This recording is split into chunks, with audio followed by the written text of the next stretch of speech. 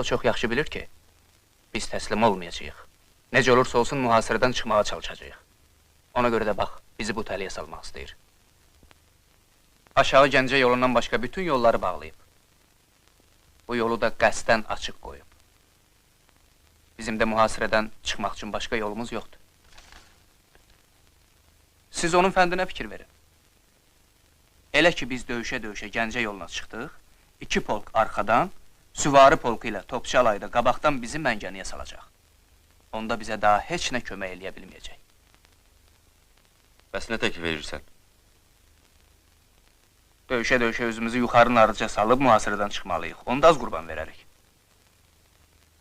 Əziz düz deyir. Başqa ilacımız yoxdur. Çıxış yolumuz ya yuxarı narrışdır, ya da Çınqıl dərəsi. Çınqıl dərəsində yolu təhlükəlidir. Çünki Xanxoyskinin əsas topçu qüvvələri oradadır. Deməli qalır ancaq yuxarı narrıc. Sən nə fikirdəsən, Səməd? Mən də bu fikrinə razıyam. Göyüş, Yunus, uşaqlara xəbər verin ki, sabah tezdən gedəcəyik. Hər şeyi nəzərə aldıq mı, cənablar? Onda gəlin səhərə qədər dincələk. Gecəniz xeyrə qalsın.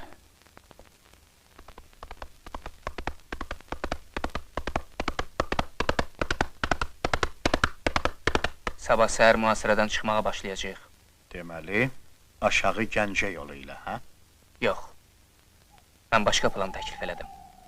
Siz dəli olmusunuz, Paruçik. Aşağı Gəncə yolu Qatır Məmməd üçün tələ idi. Belə təliyə yalnız beyni olmayanlar düşə bilərlər. Qatır Məmməd yox. O çox ağıllı və bacarıqlı komandirdir. Bir işə başlayanda 100 dəfə ölçüb biçir. Mənim planımı da o özü geç-tez təklif eləyəcəkdi. Mən qabaqladım onu.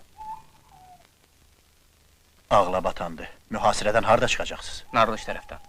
Bu ensiz yol 4 tərəfdən Oğuz işi kimi aydın görünür. Gecə ikən bütün qüvvələri bu yol istiqamətinə keçirmək lazımdır. Yaxşı, bu da bizim öz işimizdir.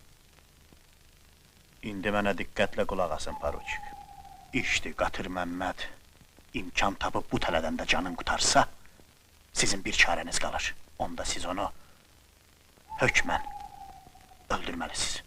Biz heç vaxt sizin dediyiniz kimi Qatır Məmməd təkin ağıllı, bacarıqlı komandiri bolşeviklərə qaytıra bilmərik.